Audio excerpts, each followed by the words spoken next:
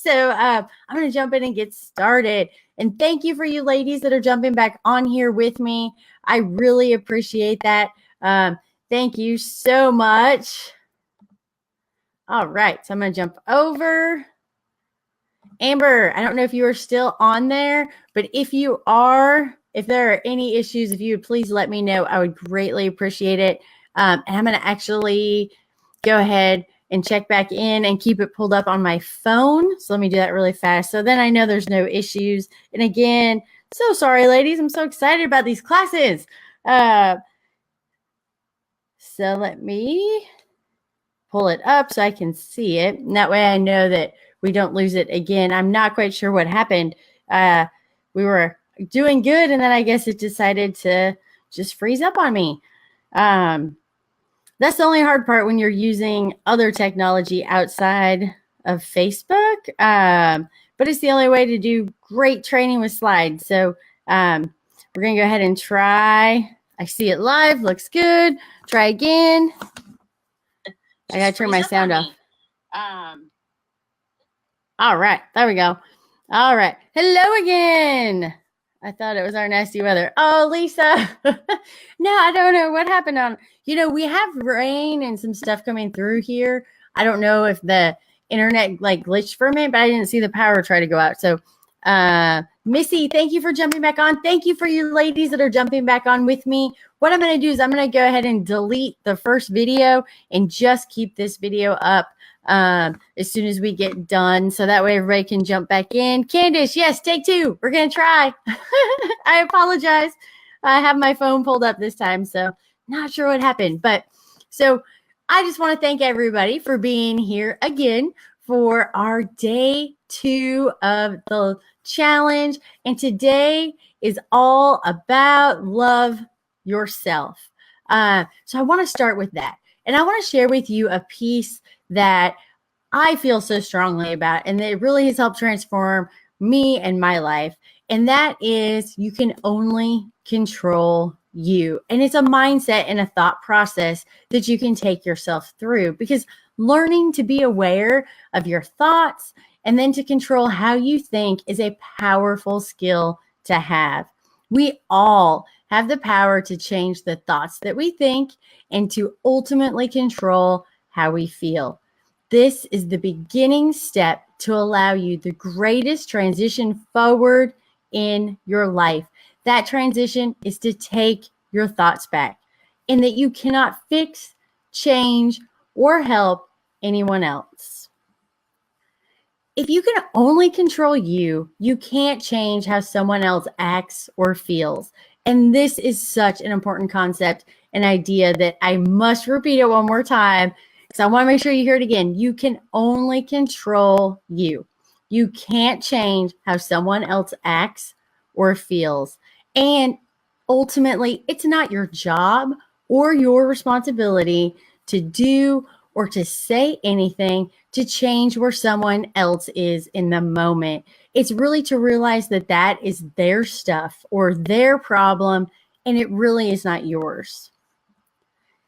And how about let's go one step further and realize, by trying to change or fix, or help someone with something, we are actually disempowering them.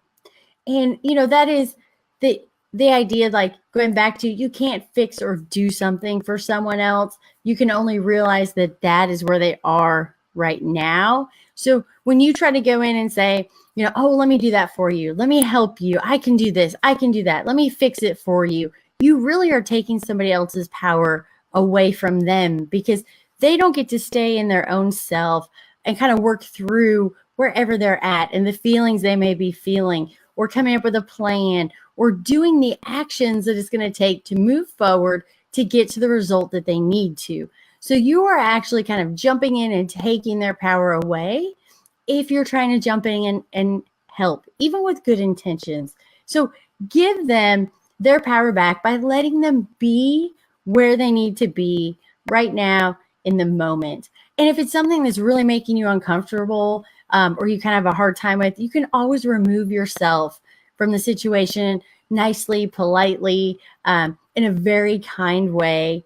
And, if you can learn to really kind of stay in your space and what is you, and not allow somebody else to project kind of how they're feeling onto you, so that you can stay in your good space and you can be compassionate and you can be helpful, but that you don't have to be the one to jump in and fix something, or solve the problem. And the more that you are in your own body and that you can feel happiness for yourself, the more things around you are going to change. It's amazing. Relationships will change, how you're feeling, how people interact and perceive you. So when you can stay kind of here in yourself and feel that happiness, stay in your happiness, it is amazing how everything around you can transform. And this is really the concept of letting everyone be right where they are, right now, right where they need to be in that moment for them. And remember that ultimately, you're not responsible for anybody else, but you're only responsible for how you feel. So you cannot let the actions of others change that. And you can't worry about how bothering or how you need to change for someone else. So, it's that idea of, if you're out and you worry like, oh my gosh, somebody might think I'm annoying. I got to change how I'm acting. I can't. That's on them. That's not on you. You need to stay in your own power and who you are, and realize you don't need to change you to make somebody else feel good or to make them happier, or that's not your responsibility. You're responsible for how you feel. They're responsible for how they feel. And by kind of letting that go, it is amazing the freedom and the power that you can feel within yourself. So remember this idea and begin to see things in a different way. So, a good example is if someone is lashing out at you, don't take it personally, because it probably isn't personal. They may have a bunch of other stuff going on that you might not even know about. And it just so happens that you are there. So when you're in that moment, if you can kind of take that step back and look at it and be like, I'm not going to take it personal. I'm not going to get angry. I'm not going to engage, just kind of like smile and walk away. It's amazing how things can transform and change inside you and how you feel when you react that way to those situations. And you can be supportive, but don't take on other people's stuff. I know, for me and for women, sometimes that can be hard because we're pulled in so many different directions. Especially, if you're a mom and a wife and a professional, or you work, or, there's so many different things. And then if you have parents you're taking care of, or in-laws that you're taking care of, or, it can be so much in so many different directions that, it can be hard to not take on other people's stuff.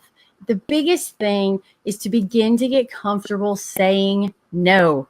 And I know for me, I still practice that. That was one of my hardest changes that I made for myself, was being able to say no, because I would feel guilty. Like, I'm spending too much time over here because I'm focused and being pulled in this direction and that direction and that direction. So then when somebody over here in this direction asked, I felt like, I have to say yes, because if not, I feel guilty because I'm not putting the time I'm supposed to over here, or, I'm not putting the time in with a certain person, or whatever it may be. And it's amazing when you can start to really get comfortable saying no, and no for you, so that you're not doing things you don't want to be doing. You're saying no to the things you really don't want to do. And you can do it in a kind and nice way, but it's amazing what happens when you start to say no more. All of a sudden, you have more time open up for you to be doing the things that you enjoy doing, and putting the time in the other places that you want to have more time. So it's kind of this practice, this idea of, just like you have to, if you want to build muscle and muscle memory, you have to work out. And it's training those muscles to be in a certain place and respond a certain way, and grow and get stronger. And it's the same thing when we talk about like mindsets and tools and ideas. We have to do it over and over again and build that strength. in the ability to be comfortable to say no, to be comfortable living here and looking at situations, kind of stepping back from a non-emotional place and not taking on like how somebody else feels or feeling bad or different things like that, but being able to say, okay, here's where I am, here's where they are. What feels good to me? How should I respond? Don't take it personal. It really can shift all those relationships. So I wanted to also say to you, what if I told you that tomorrow was going to be the best day of your life? What would happen? How would you feel? What would you be doing? Well, so I want you to make it happen. I am telling you, tomorrow could be the best day of your life. So what are you going to do tomorrow? What are you going to focus on? How's it going to feel and what's going to happen?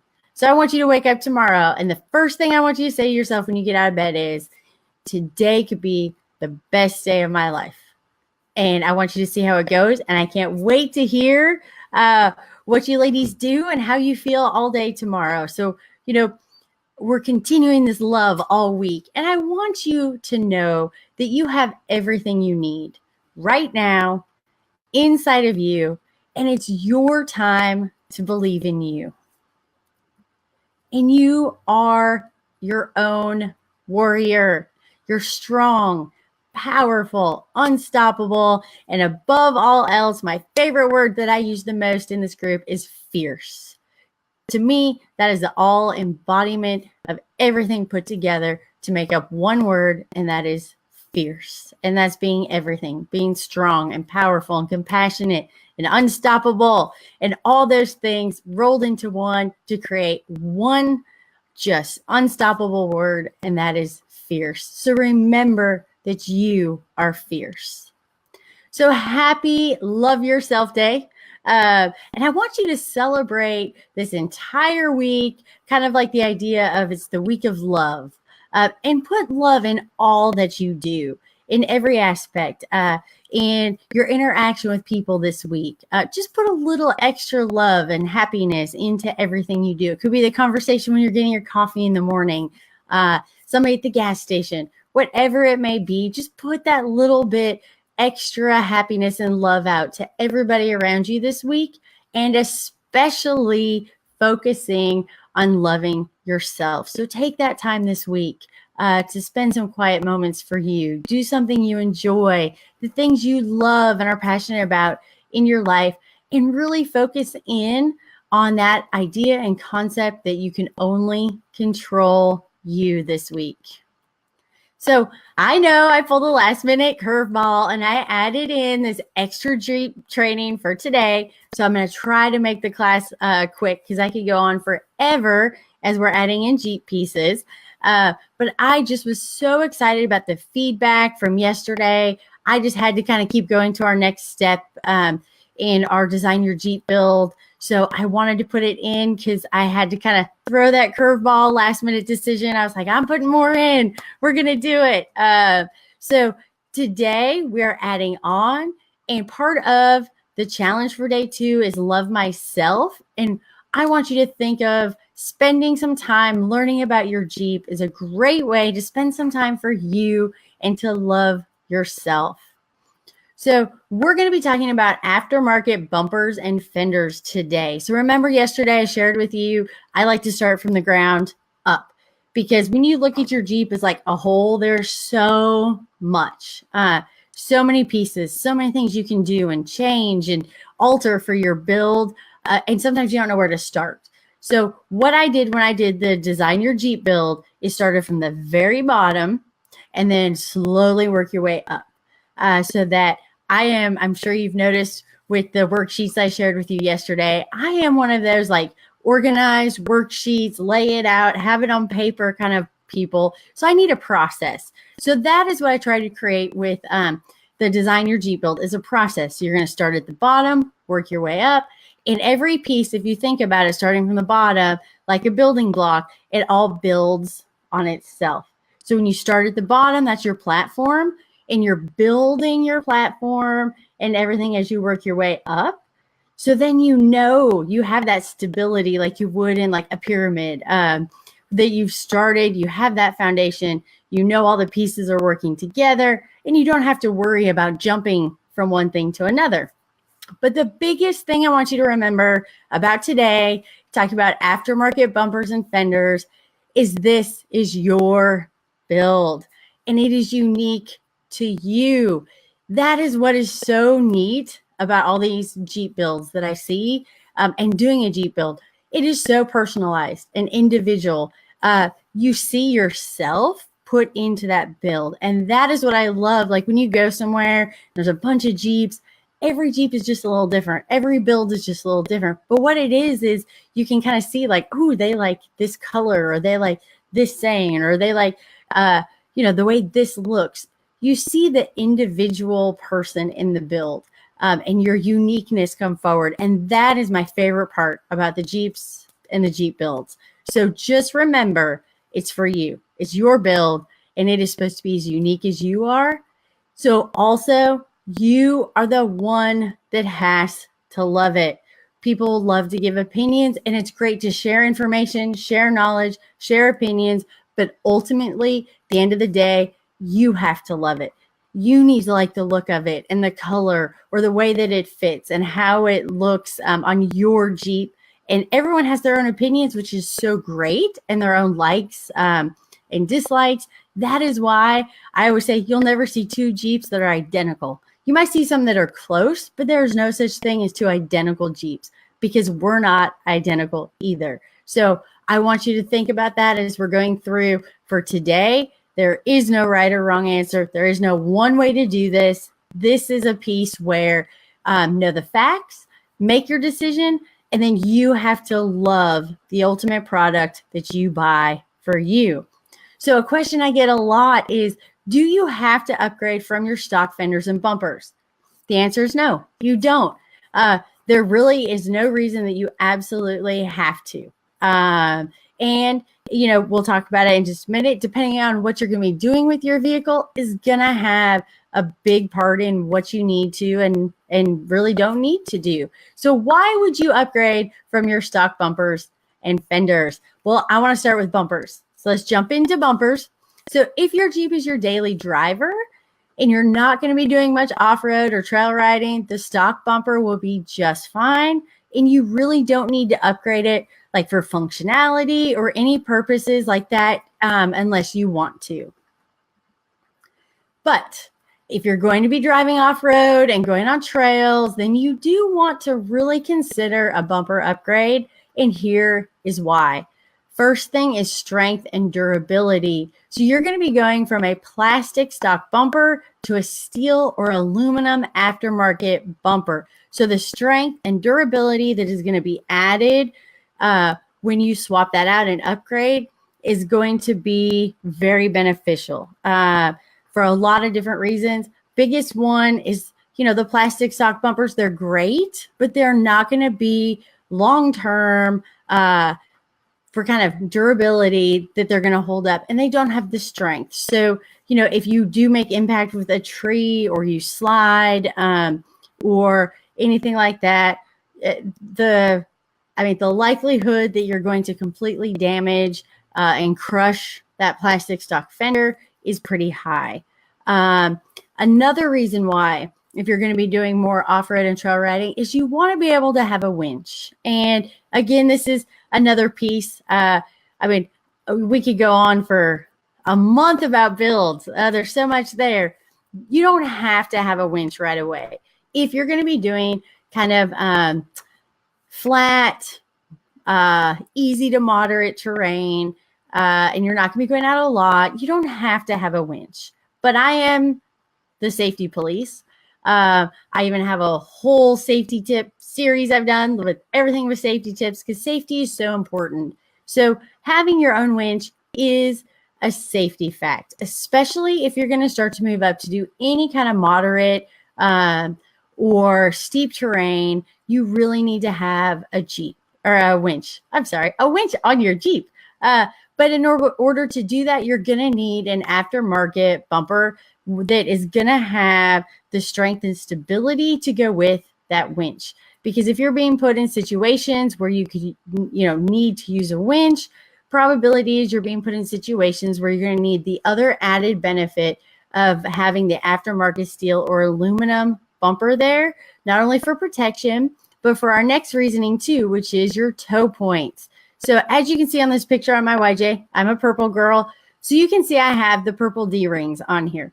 Well, on an aftermarket bumper, you're going to notice that you're going to actually have the attachments and the mount to put on your D-ring or your soft shackles. This is a reinforced mount that is designed specifically to be able to take the load and the abuse of hooking, your winch cable back to yourself to winch yourself out, hooking up to somebody to either get pulled out or to pull them out.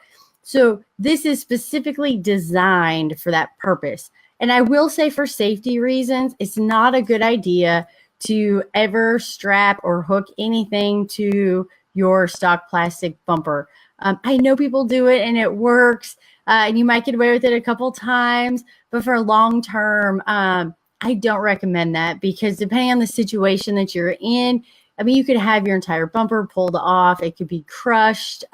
There's so many different things that could happen, just because when you're looking at, the points on your aftermarket bumper versus, your stock bumper, you don't have the strength there in the plastic that you do in these aftermarket bumpers. So again, a little bit of safety there. I know some people do it. It's one of those things, but I have to share. I am one that I believe in sharing the safest, most correct way to do things, because that's what we need to learn. That's why I do a lot of that hashtag hard truth, because sometimes we don't want to hear it. And it's not fun and it doesn't feel good to hear it. But I always want all of you ladies to be safe. So if I'm standing there with you, I'm going to say, don't hook to your stock bumper. That's not a good idea. So just keep that in mind. And then, as you can see, for upgrades, there are so many different bumpers available to choose from. And they're also going to add different protection to your Jeep as well, depending on what bumper you go with. So when you're talking about upgrading, there are thousands of different bumpers and different designs. And again, this is where kind of decide what look you like, and also decide what functionality you want out of that bumper when you make your decision. So as you can see, this is my JKU and this is my aftermarket. It's a Moto built bumper. But as you can see in this particular bumper, I have a lot of runs, which the runs are the steel tube, the bends that you see in there. So it almost kind of mimics like an aftermarket roll cage. And that really is kind of what this is designed as for this model. So this has a lot more kind of face to it, if you want to call it that, because it has the different runs and it has the extra support on the side. So it's a bigger bumper. And again, I love the look of this personally. We all have to find what we love. So when I saw this one, I was like, oh my gosh, I love this. But then there's some functionality behind it. So when you're talking about your aftermarket bumper, as we're talking about right now in this piece about protection. So as you can see, I have a lower run hoop, and then I have a high run hoop that actually looks like it kind of comes out and around and over the hood. And I wish this was a little clearer, because it does. It comes out just a little bit farther than where the side of my Jeep is, and it sticks up just a little bit farther than my hood. So what that top run is designed to do is to help to protect my radiator. And hopefully, if I were to ever have a rollover, it is to help to protect keeping everything from crushing down my radiator, my engine bay. It's to help so that is going to help to take the impact and the pressure. So there's going to be damage, but what it's trying to do is help to keep that weight so everything doesn't crush in on the front of the Jeep. And then, of course, the lower rung is to help protect with anything, going head on. So whether it be, a tree, branches, whatever it may be, if I'm headed straight on. And again, I don't ever like to talk about it, but things can happen. It also, because of, I wish this picture was a little better, but so I have the high rung that's helping to protect the hood and, kind of those side panels of my Jeep. and then the front rung kind of sticks out in front of it and it's at an angle. Heaven forbid if I were to ever roll, that is going to help to take some of the impact from the ground.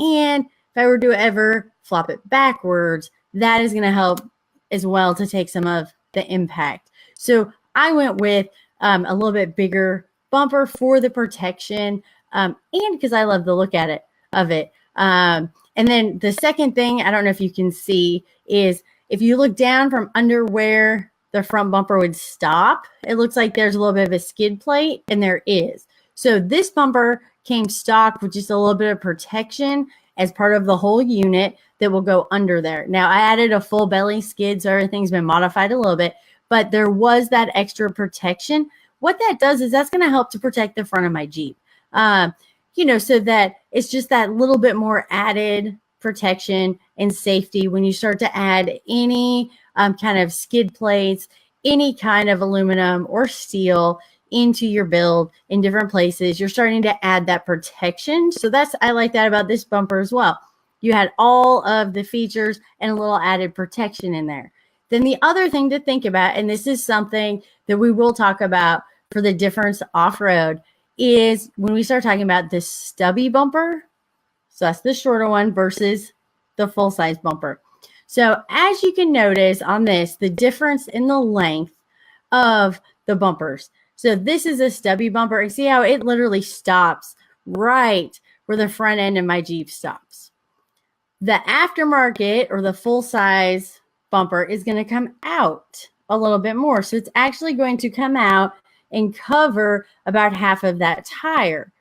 So because of my design plan, and I'm running aftermarket fenders, I'm going to run bigger tires, and I'm going to be driving off-road, I wanted the performance from having the stubby bumper. And again, this is where knowing how much you're going to be driving off-road versus daily driving is going to play a part. If you don't like this stubby bumper, you're not going to be doing a lot of off-road driving, you can go with the full size. And you can if you're going to be doing off-road driving as well. I just want to share with you what that benefit is. So as you can see, let me go back to this picture really fast. As you can see where that bumper stops, and then I have all this tire that's outside. There's nothing in front of it, nothing impeding it. So what that means is when I am going straight at an obstacle, my bumper is going to stop with the front of my Jeep, and my tire is going to be out here, all exposed by itself. And that is a benefit, because what that means is when I go to mount or approach like a rock or an obstacle, I'm not going to have the bumper in front of the tire so that the bumper is going to hit the obstacle or the rock before the tire. What that is doing is it is allowing my tire to be able to be the first contact point so that I can actually mount the obstacle with the tire. If the bumper is in the way and the bumper hits first, I may not be able to even mount that obstacle because I can't get the tire to the obstacle to mount it. So by doing this stubby bumper, it was designed for trail riding, off-road driving, to give you more performance off-road, because what it's doing is it's giving you the ability to have more approach angles, to be able to decide where to put your tire on an obstacle just a little bit better, because you can allow the tire to be the first contact point without the bumper being the first contact point and being in the way. So I felt like this was a good picture to show how much tire and room there is now, so that I wish this was like 1 second earlier when I was still on the backside of the obstacle, but this is what I wanted to show you. So if I was back on the backside of the obstacle, if I had had a full bumper, I would have had a much harder time, because I would have had to shift my approach angle and my line to be able to get the tire onto that big rock. I would have been in the tree on the other side, because I would have had to adjust to get the room to be able to get the tire to the rock, to the obstacle. So I felt like this was a good picture to show you the difference when you have the stubby bumper, when you are on an obstacle, and allowing the tire to have so much more room to be able to adjust and have different approach angles, be able to come in like in an angle just a little bit, or straight on, be able to get the tire to the obstacle, like in this sense, the rock, to then be able to mount and allow the tire to do its job and to drive and to pull. So that is when you start talking about stubby bumper versus full-size bumper.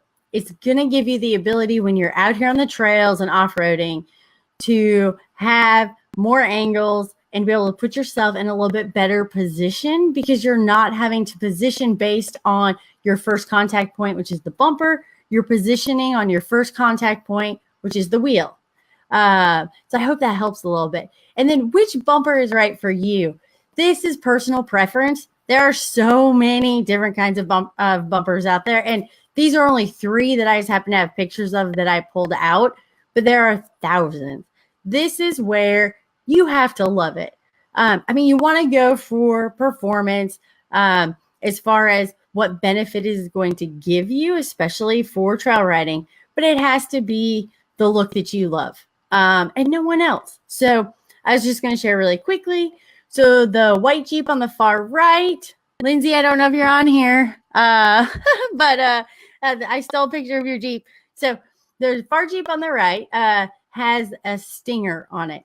So as you can see, it's a stubby bumper, and the front is what they call a stinger. So it comes out and up, and it comes up, I mean, pretty high. There you can get different heights, but the stinger is going to stick up above your hood for the most part. Again, you can get short, you can get different heights, but the reasoning you're going to see the stinger kind of stick out and up is because it is giving you safety as well. So what that does is that is giving you a farther out impact point. So like if you were to hit a tree or come up on brush, have to drive through something, it is out and up from your Jeep so that it is going to help to protect the front of your Jeep. Also, it sits up a little bit higher above the hood for the same reason as in like my bumper on the left. If you were to roll over, you want the bumper, so your stinger, whatever your kind of strength modification by doing an upgraded bumper is going to be, to catch that weight and to try to keep as much damage off of the hood, engine bay, kind of crucial points and parts for your Jeep if you were to roll, so that you're hoping the stinger is going to take all the impact and through the roll. And then same thing, unfortunately, if you were to ever flop it backwards as you go to land, the stinger is going to make first contact for the hood section of your Jeep, again, to protect hopefully the engine and all the important mechanical components so you'd be able to drive it out. So that is what that bumper is for. Really, when you're looking at the aftermarket bumpers, the biggest things you're looking for is stubby versus full width, and then what type of protection you're going to want on the front of your Jeep and the look. So if you look at it, my bumper on the far left is giving you the same protection as the stinger on the right. They're just a different look. Now, my bumper, I have a little more protection on the corners and with the runs on the side just a little bit. I'm a little overprotective of my JKU, like I'm being honest. So I wanted to try to protect her as much as absolutely possible.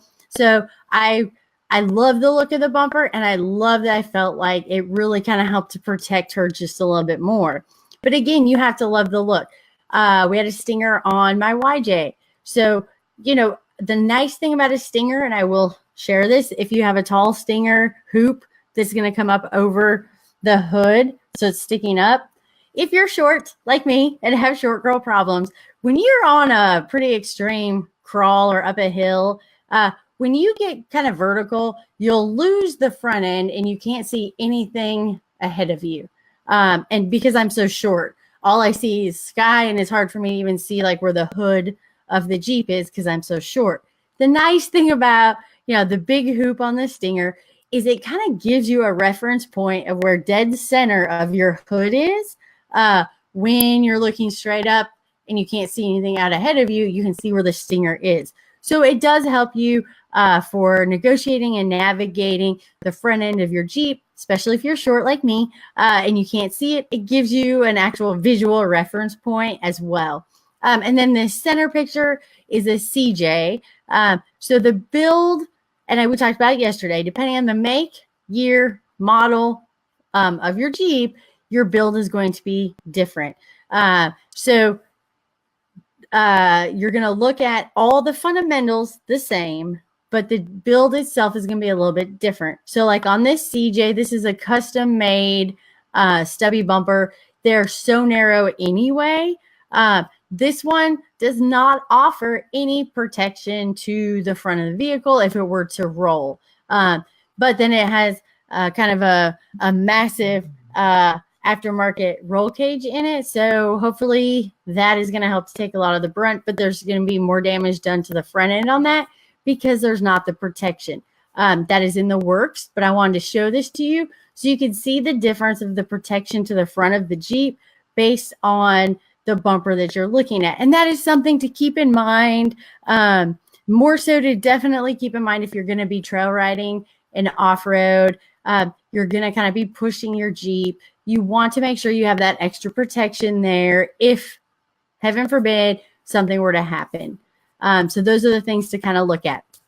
Now it's time to talk fenders. So these are stock fenders, but fenders go hand in hand with the bumper concept as well, because you want the design of the fender and the bumper to kind of flow and to match. Like if you have like a square stubby bumper, you know, you kind of want to have some kind of line that's going to match with the fender. If you have a lot of kind of rolls, a lot of turns, it's kind of, you know, you have curves, you want that to flow into the fender as well. And it's the same idea for the fender as we talked about for the bumper. If this is your focused daily driver, your stock fenders are great and don't need to be upgraded based on the functionality that we're going to talk about. But it's never a bad idea if you decide you want to upgrade your kind of plastic pieces to an upgraded aluminum or steel for protection. Even if it's your daily driver, that's just going to give you a little bit of added protection because most damage is going to occur to whatever part of the Jeep is going to stick out the most. And so you're looking at bumper and fenders. But again, at that point, it's totally up to you. But if you do an off-road and you're going to be trail riding, I definitely recommend upgrading the stock plastic fenders to the steel or aluminum. Couple reasons for that would be if you're going to slide accidentally on a trail into a tree, I would much rather have a little bit of damage done to like an aluminum or steel fender, maybe a dent, than to have the plastic break and crush and take out the panel of my Jeep on top of it. So that is where when we start talking about upgrading, why we're talking about it. Now, there are so many different fender choices, just like bumpers. And again, same thing. It's your build and you have to love the look of it. But I want to talk about a little bit about the functionality of why you would upgrade your fenders. So first, you have to like how it looks. So these are some just different options that you'll see in fenders. And so this, I want to point out the middle white Rubicon picture is a fender delete kit. So that means there's absolutely no fender. The delete kit kind of goes to fill and follow where the exposed part of your Jeep is when you take the fenders off. So it is a fender delete kit. So you are no longer running any kind of fender. Benefit for that is now you have no interference with your tire and tire travel and room based on the fender. So what that is doing is that is giving you the maximum amount of room for travel before there's going to be interference. So when your tire is out, as you can see in this one, when you have no fender, so there's nothing above the tire, all there is basically the body of the Jeep. And so depending on fender and less interference with any of the internal parts. But what that also is going to do is when you start to set it out just a little bit, it is going to make sure so you have a little more room to travel. So when you're talking about the bumper the whole reasoning, functionality behind the fender delete, or going to, they're going to call it, basically, it's going to be a fender that's going to give you as much room as you possibly can have. So it'll be a high clearance fender is what you'll hear people call it.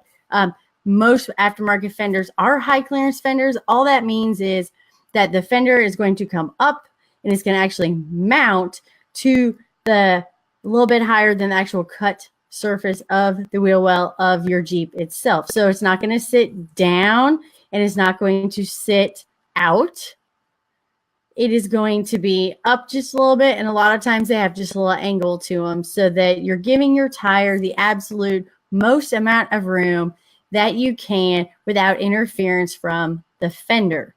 So when you're talking about what fenders to go with, as long as they are a high clearance fender, then, or a fender delete, then that is totally your preference on look, colors.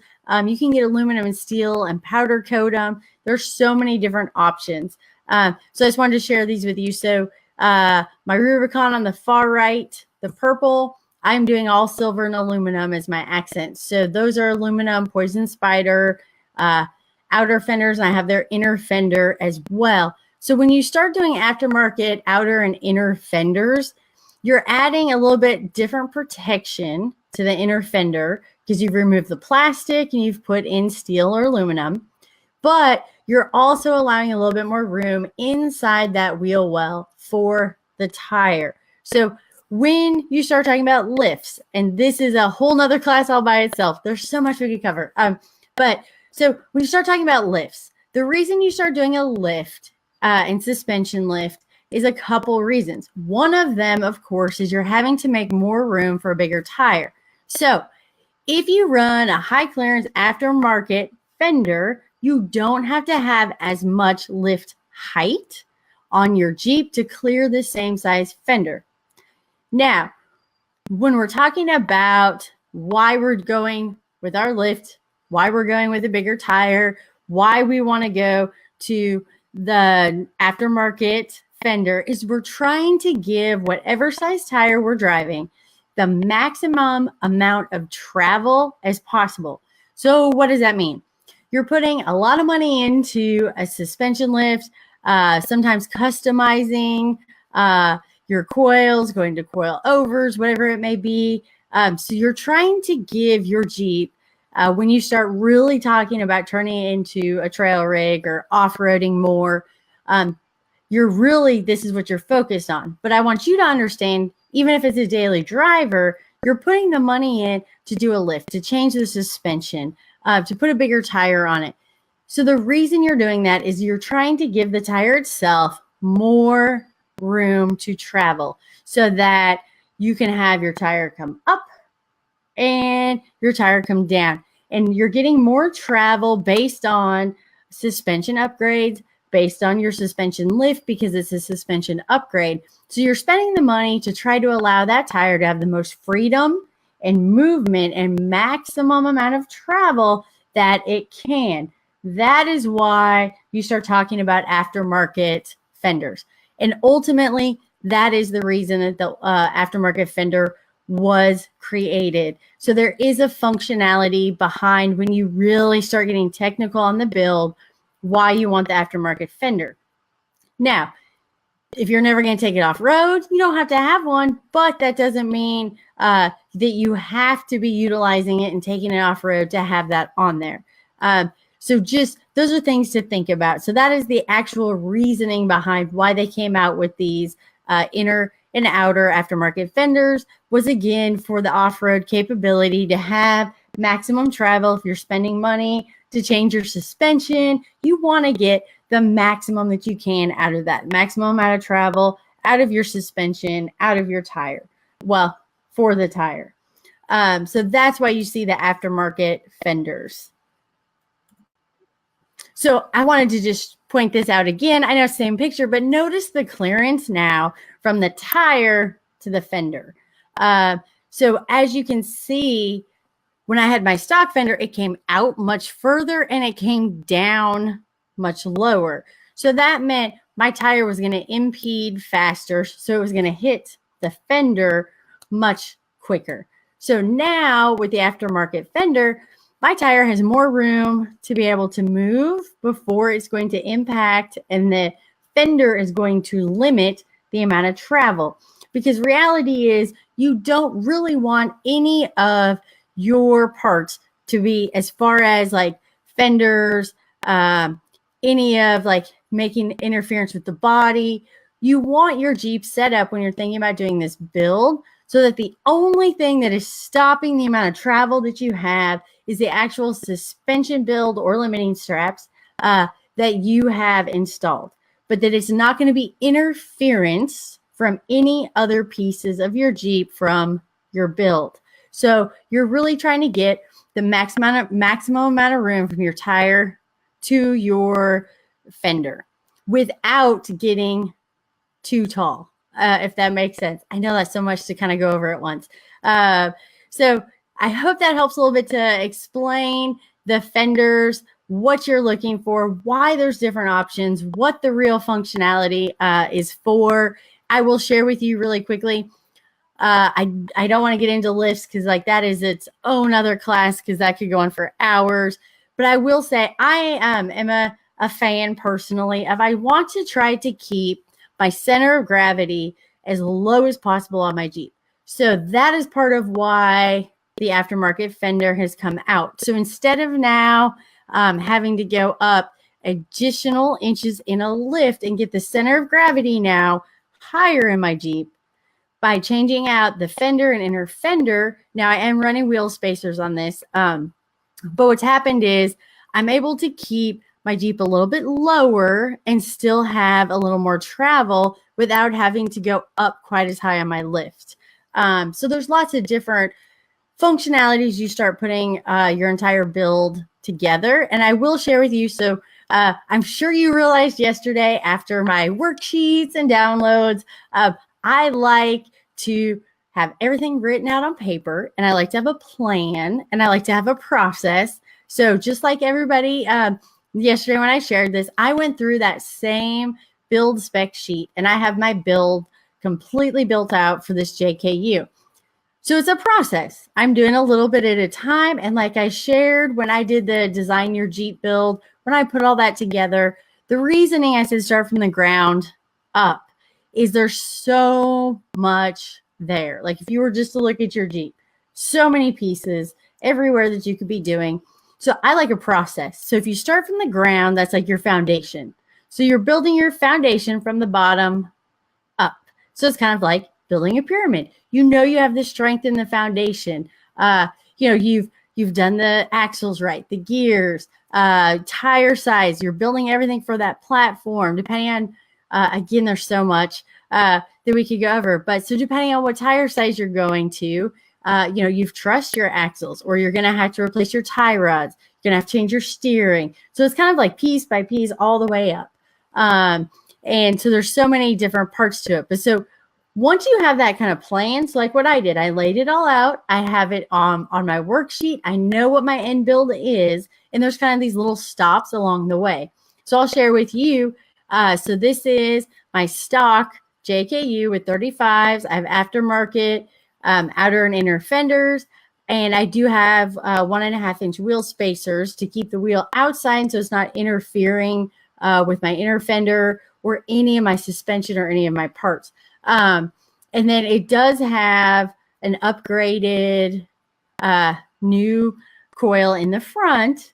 And that is it. So it doesn't have a lift yet.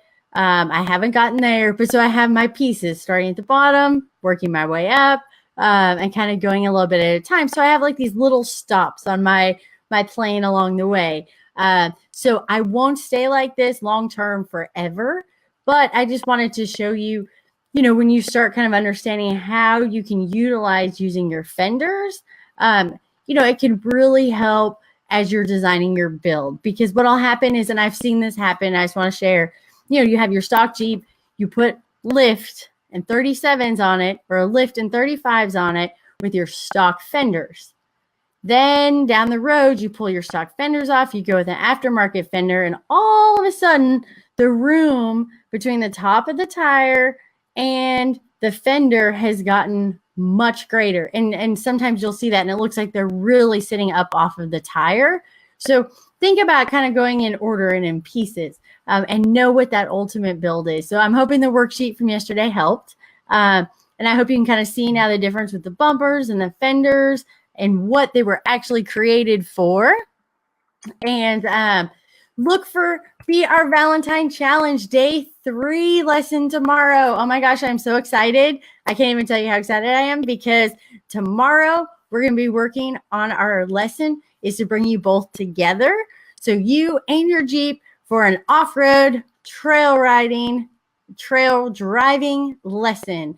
And I have not shared this lesson anywhere with anybody yet. So it is brand new for the ladies in this challenge. Actually, if Alicia's on here, she does know what I'm talking about. But I can't wait to share it with you guys. And don't forget to like, comment, and share the post from today and keeping our amazing momentum going. And I just want to thank you so much, especially for jumping back on here with me for part 2 and getting this video done. And I am so excited. And I hope that helped. I know it's hard because there's so many different pieces when you start looking at a build and an overview of a build. But what I'm hoping is if you can kind of tell yourself, start at the bottom, build your understanding, and then start to build your way up. So that way, even if you're just building it on paper that direction and you go a different direction with the actual build itself, you know every piece that's going to work together and how you want it to work together. So I'm hoping this has been helpful and educational. I'm going to jump over so I can see everybody. Maybe. Solo. Oh, there we go. Yay, and it worked. Woohoo, we made it through. We made it through part 2. Thank you for being here. I have just want to tell you, I've had so much fun doing the challenge. I have enjoyed it personally. It's been so much fun. The comments are amazing. I just want to tell all you ladies, thank you so much. And I appreciate each and every one of you being here with me, jumping on. I love the feedback. It makes me smile, makes my day. I love it. And I just enjoy sharing all this information with everybody. So I appreciate it. And again, keep an eye out for tomorrow because I'm so excited. I can't wait to share it. It's something that really, a couple of pieces that have really helped me when it comes to trail riding and off-road driving, because I'll share, I just got my JKU. So, a couple years ago, just started the build on my JKU. So my trail rig is a YJ and it's a manual and I'm very short and it had a very touchy gas pedal. So, which we made some mods and changes to that too. But it does have kind of a touchy gas pedal. So I'm going to share with you a little bit about throttle control and a couple kind of tricks and tips that significantly helped me so that especially if you're going to be doing like rock crawling over big obstacles, your throttle control when you're on an obstacle is going to be so important, not only for safety, not only for traction to be able to crawl and make it over the obstacles so you're not, lurching, but also for protection of your parts so that you're not, jerking and lurching and bouncing and things like that, that you're able to keep that control, throttle control to be able to slowly negotiate any of the obstacles that you're doing. And it makes for a better ride too, for if you have passengers and for yourself as a driver. So I am so excited. Thank you for jumping on here. I will see you tomorrow. Look for your email tomorrow morning. Jump over here to the Facebook page. Don't forget, like, comment, share, and then I'll see you at noon for the training tomorrow. And I just want to thank you again. Have a great day, ladies. Love yourself. Put some extra love into this week. And I will see you all tomorrow. Thank you.